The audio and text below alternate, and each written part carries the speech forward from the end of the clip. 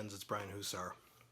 So the big news in the Beatles world this week was the revelation of a tape of a meeting that took place on September 8th, 1969, before the release of Abbey Road and before the famous meeting that happened after the Toronto Peace Festival. Both of those prior to Abbey Road coming out. Mark Lewishon, who's a Beatles historian, and a lot of us in the Beatles world know Mark Lewishon. He wrote the Beatles recording sessions book, the first book that really delved into the day-by-day accounts of what happened at Abbey Road and other studios. He was in the Beatles circle. He did the liner notes to all the anthology CDs. He did the liner notes to the John Lennon box set that came out in the early 90s. Not the Lennon anthology. He did the liner notes to McCartney's Flaming Pie album, and he's been there. And I don't know if a falling out happened because Kevin Howlett has now been the one doing a lot of the historical liner notes and things like that. Maybe because Lewishon is working on his definitive 3-volume epic chronicle of the Beatles. If you don't have the first volume, tune in. You need to get that. It is a must-have on those early days with no opinion, no fluff, just beautiful history. So the revelation of this tape came about where John actually recorded it because Ringo was in hospital. So it was a meeting between John, Paul, and George. I think Neil Aspinall may have been there, where John takes the reins of the meeting and basically proposes doing another album. What are we going to do for the other album? And this is where he proposes that George have a much more active role than he ever did in the past, and that we have 4 songs from John, 4 songs from Paul, 4 songs from George, and if Ringo wants to, 2 songs from Ringo. And I've heard of this. There's an interview in the early 70s that George gave. I think it may have been after Paul came out with his statement in the McCartney album, where George actually talked about that.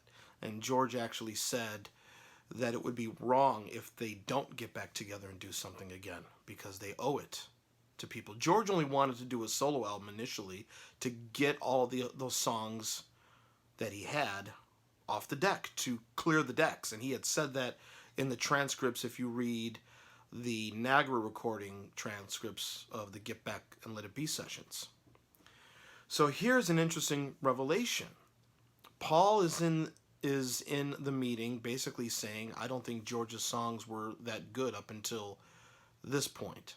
And then George says, well, that's a matter of taste. You know, people have enjoyed my songs, and that's true, they have.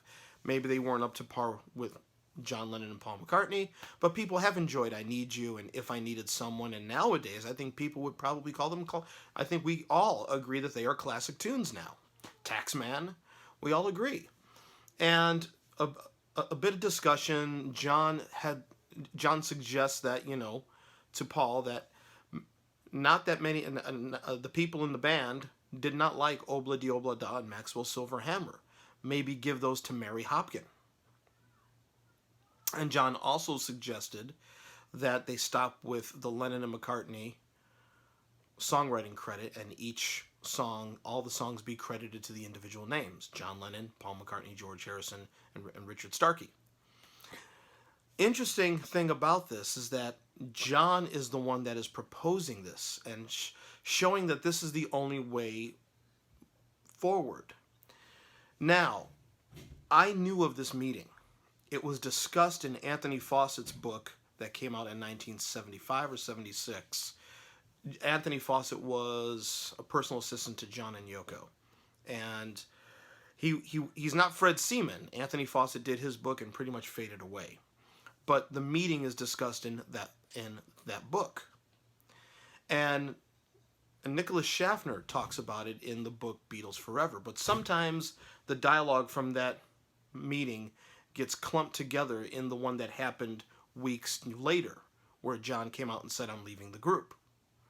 So a lot of combining of the meetings here that happened. But I was aware of this, and I was aware of things that were said. Even Paul had said, people, it came to the point where I was going to do 4 songs, John was going to do 4 songs, and George was going to do 4 songs. It was getting too democratic for its own good.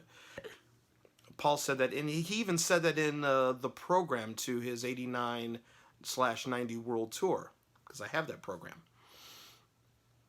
So a couple of friends of mine were like, I don't buy this. I don't think it's true. Why doesn't Paul and Ringo remember it? Well, I had to tell them, a lot of us who have, delved into this history, we are aware of this. I didn't know it was recorded, or if it was, I didn't know that the tape existed. But Mark Lewishon now has the tape, and he's presenting it in a presentation that he's doing in England called Hornsey Road. And I hope he releases it to the public, because everybody's saying that this changes everything, and it kind of does. Because everybody was saying in all the books since the 70s, they kind of knew that Abbey Road was going to be the last, even though they weren't in the studio saying, last album, last track. We kind of felt like this was it. And like George said, maybe we should do one more proper album. But no, John is at the table proposing another album, and this is how the next album should be done. And Paul is really not responding to it. John is in George's corner, so supposedly on here. And Paul, I guess from somebody I know who's heard the tape, I'm not going to say who, but he's somebody who's in the inner circle there. I'm not. He said Paul comes across as bitchy on the tape towards George's songs, and George having equal input. But Paul could also be having a bit of his own back, as they say, because John, George, and Ringo were all with Alan Klein and didn't stand with Paul when he wanted to go the other way. You could say that. But this does change the fact that John is there on the tape trying to keep it together. And I think at one point, Neil Aspinall says, well, how about a Christmas single? And then John says, I'm game. And no response from Paul or George. So there's a number of things in there where George kind of lashes out and says, you guys have never really paid attention to my songs. And then John, this part I'm aware of. This part I remember hearing this bit of dialogue in a transcript I read of it. And John said, well, come on, George, we've always given our best effort, even going back to Don't Bother Me. And George says, well, I don't think you played on any of my songs on the last album. I don't mind, but you didn't. And John lashed out and said, well, you got Clapton. So, and Paul tried to be the peacekeeper there. But there's a lot from here that does kind of change in the fact that John was planning on going forward as a Beatle. And that's an interesting revelation. Now, of course, we know what happened after that.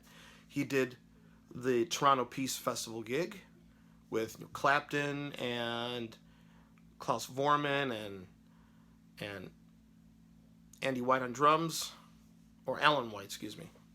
And he felt a new sense of freedom, and maybe he was just pissed off. So they had another meeting where Paul took the reins, and we know what happened there. We should get back into live performances, and then John, well, I think you're daft, I'm leaving the fucking group. Alan told me not to say anything, but I'm going to say it. I'm leaving the group. They all remember that one. But the reason why the other one is not discussed as much is because it really wasn't considered an important meeting. It was just another business meeting that the Beatles had. But I think it's important in terms of context, especially now with the 50th anniversary of Abbey Road coming out, and next year, all of the Let It Be stuff is supposed to be coming out in whatever configuration they're planning on doing it. We know of the new edit of the film by Peter Jackson. We know the original film is being reissued. This does sort of change a lot in the fact that John was still enthusiastic and wanting to be a Beatle and showing that this will be the way forward. I mean, 4 songs from John, 4 songs from Paul, 4 songs from George, and if Ringo wants you, 2 songs from Ringo. That is the typical English 14-track album right there. So, I hope they make this tape public because I want to hear it.